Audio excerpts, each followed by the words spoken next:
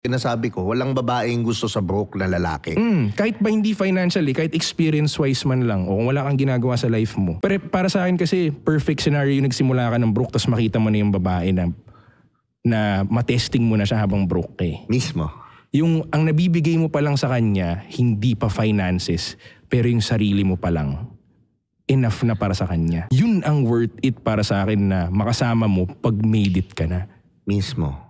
Lalo na yung mga nag-share pa ng sarili nila. Kasi madalas yan, broke ka. Yung babae kumikita na. Madali. Mas madali siya. So common scenario na broke si guy, may pera na si girl. Now, kung yung girl pa na yun, nag-share siya sa'yo ng time, energy, nalagaan ka pa niya na mas mayaman siya sa'yo ng time na yun. Kasi naniniwala siya, nagagalingan mo. Yun ang the best scenario para sa akin. Mismo. Diba? Kaya, Ako din. Diba? Kaya kung papapiliin ako, humanap ka na ng chick mo habang broke ka pa. Hindi ko sinabing humanap as in push marketing. Hindi. Pull marketing. How? Hanap na sila ang hahanap sa'yo. How? Put yourself out there.